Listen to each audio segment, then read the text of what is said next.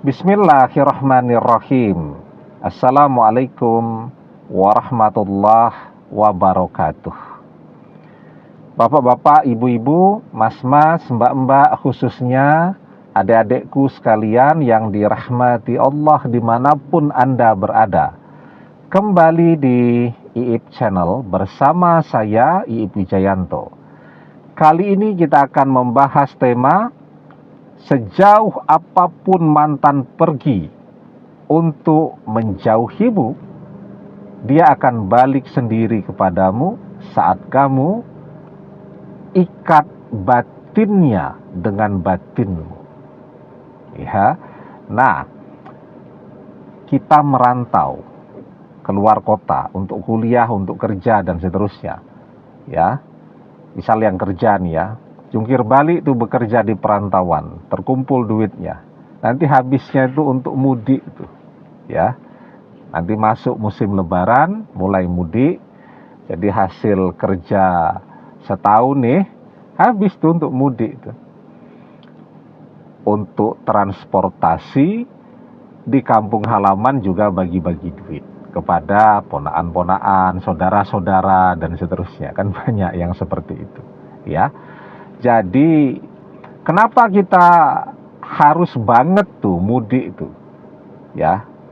Misal pada saat lebaran tadi, padahal kan mudik itu luar biasa melelahkan ya. Saya dulu pernah pada saat mahasiswa itu ya, sekitar tahun-tahun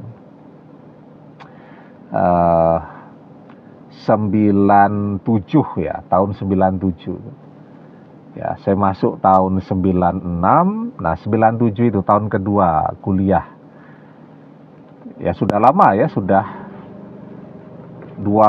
ini 2025 kan. 2025 kalau tahun 97 itu artinya sudah 28 tahun yang lalu ya.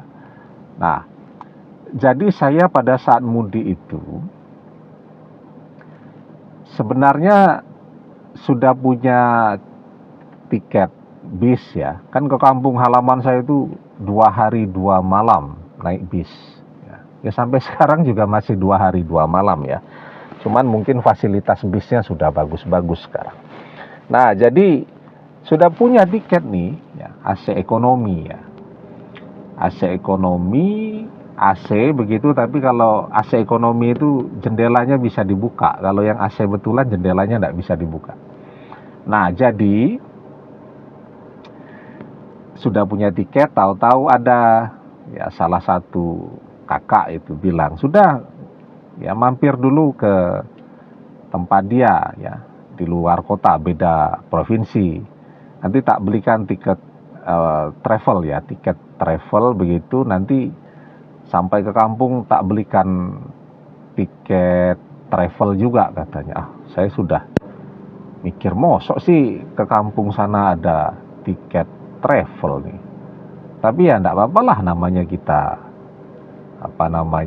menghargai saudara kan. Sudah, tiket saya kasih ke temen tuh. Ya dia belilah gitu ya, karena dia belum punya tiket untuk mudik. Saya ke tempat saudara tadi. Sampailah di sana. Memang dari tempat saya kuliah ke kota dia nih naik travel ya. Ternyata dari kota dia sampai nembus ke kampung halaman ini naik bis ekonomi. Tadi saya sudah punya tiket AC ekonomi, sekarang naik ekonomi. Nah, itu dimulailah penderitaannya selama 2 hari 2 malam. Ini karena bisnya ini rusak terus panjang perjalanan yang seharusnya 2 hari 2 malam. Ya, itu belum sampai betul nih di kota kampung halaman saya itu. Masih sekitar 4 jam perjalanan lagi. Nah, dia belok tuh ke arah utara sana kan gitu. Sementara kampung halaman saya itu di arah selatan gitu. Nah, itu kita diturunkan di sana, dioper ya ke bis yang lebih kecil. Jadi nunggu lagi itu semalam suntuk di tempat tiket itu. Kemudian baru melanjutkan perjalanan ke kampung halaman. Walaupun sebenarnya sih di tempat transit di Oper tadi itu ya saudara banyak tuh di sana. Sebenarnya kalau mau jalan keluar saja itu banyak tuh rumah-rumah saudara. Bahkan saat itu nenek itu ya sekitar 1 jam cuman perjalanan dari tempat di Oper itu. Tapi kan kita sudah capek tuh ya, sudah 2 hari 2 malam sudah nunggu bis yang mau Oper ini tadi, perjalanan lagi 4 jam. Coba tuh ya, orang mudik itu seninya begitu. Dan ingat ya, kenapa? Karena capek, kenangan yang berkesan. Kenapa orang sampai mau mudik? Nah itu pertanyaan pentingnya. Duit habis, badan capek. Ya, karena satu, mudik itu membuat orang bahagia. Yang kedua, ikatan batin.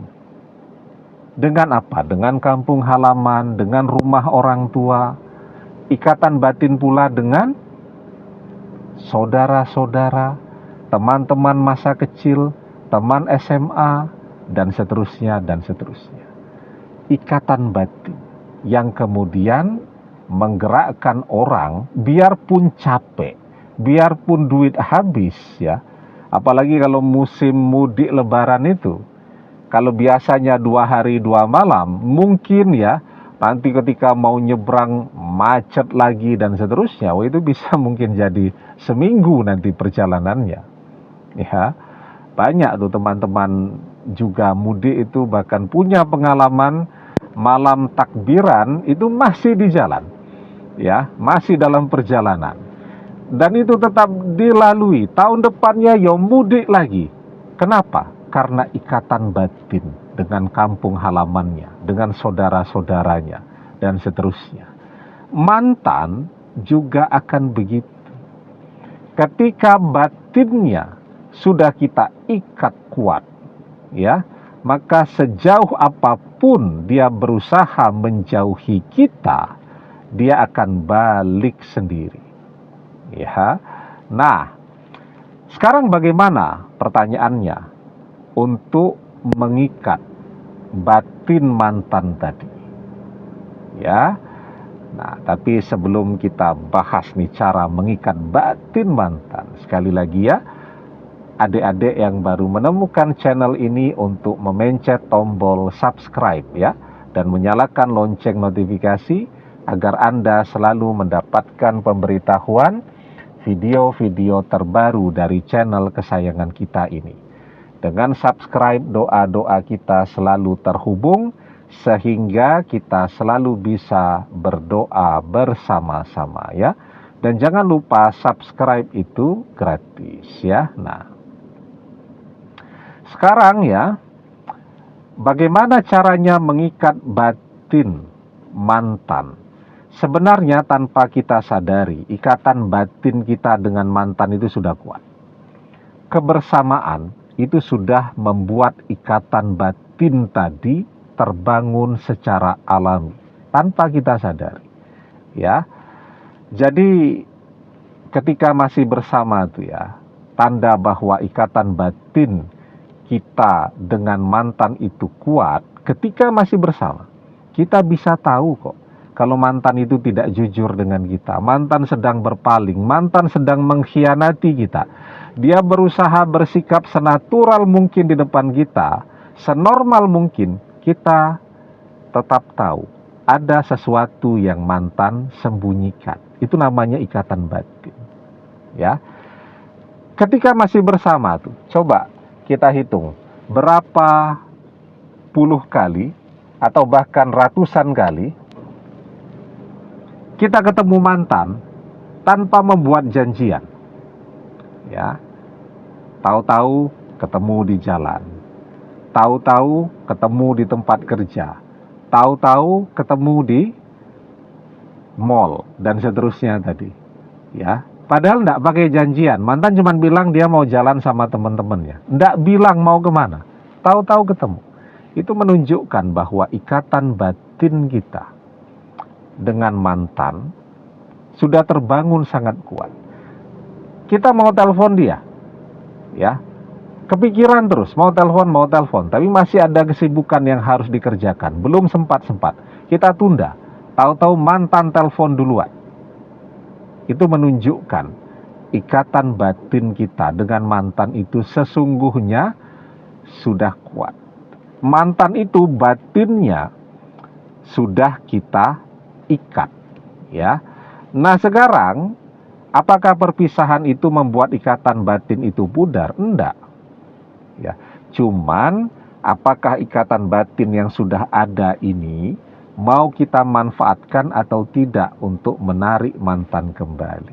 Ya, kalau pengen kita manfaatkan, artinya harus kita perkuat. Tapi kalau tidak mau kita manfaatkan, ya sudah, kita lepaskan saja. Nah, kalau kita menginginkan menarik mantan balik, harus kita perkuat. Nah, cara memperkuatnya bagaimana?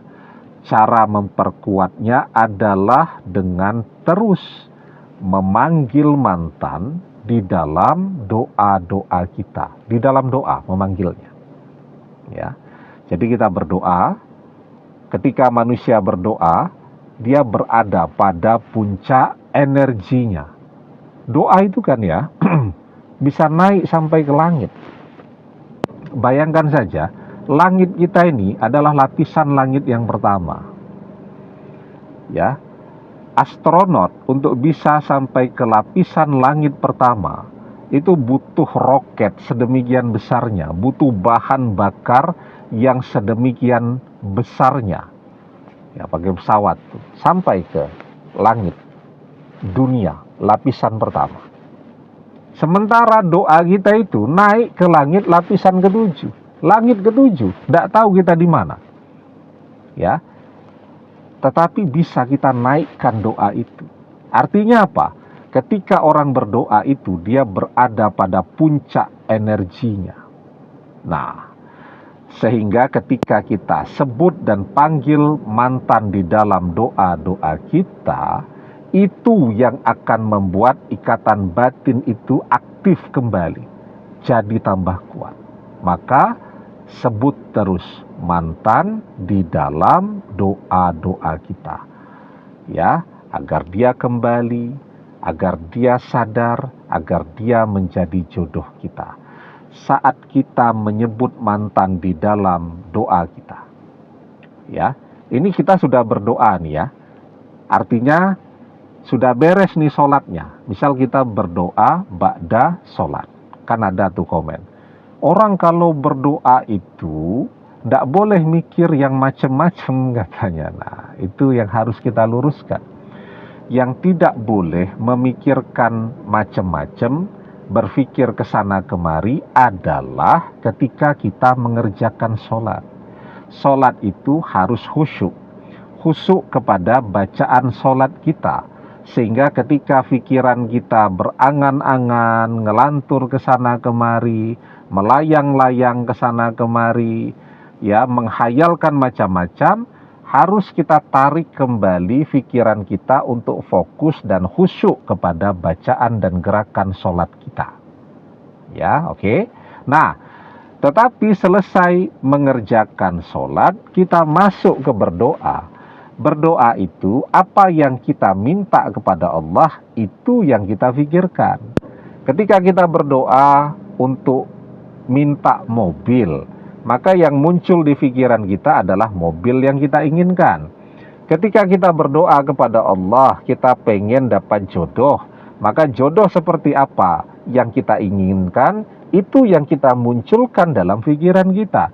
Nah, itu bedanya, ya, manajemen pikiran ketika orang sedang sholat dan orang sedang berdoa. Itu perbedaannya, ya. Nah, ketika kita berdoa, kita juga menyebut mantan tadi kan, otomatis mantan muncul di pikiran kita. Otomatis pikiran kita terkoneksi dengan mantan, batin kita akan terikat lebih kuat lagi dengan mantan. Ya, kan penelitian Profesor Dick Bitatum ya tentang interbrain, koneksi pikiran. Saat kita memikirkan mantan, otomatis pikiran kita dan mantan langsung terkoneksi seperti halnya wifi, ya. Nah, jadi ketika kita ikat batin mantan, ya, caranya tadi, terus kita sebut, kita panggil mantan di dalam doa-doa kita, ya, maka otomatis, ya, batin itu akan terikat dengan sendirinya jadi lebih kuat. Dan kemanapun dia berusaha menjauhi kita, namanya batinnya sudah terikat, ya, seperti orang dengan kampung halamannya tadi. Insya Allah mantan akan balik sendiri, ya. Tapi berdoanya tentu harus istiqomah. Kalau berdoanya cuma sesekali, ya sulit, ya. Tetapi ketika kita istiqomah setiap hari, tidak usah lama-lama. Kita sediakan waktu 5-10 menit saja untuk berdoa. Dengan fokus, dengan khusyuk, dengan konsentrasi. Maka selain ikatan batin tadi akan lebih kuat, ya, doa yang naik ke atas langit juga akan terkabul. Kita berdoa agar mantan jadi jodoh kita, otomatis kan dia akan datang mencari kita. Ahabbul a'mali ilallahi ta'ala adwamuha wa in qalla. Amalan yang paling Allah cintai adalah amalan yang dikerjakan secara rutin, terus menerus, walaupun itu sedikit. Demikian, semoga bermanfaat. Wallahu a'lam bissawab, billahi taufik wal hidayah. Assalamualaikum warahmatullahi wabarakatuh.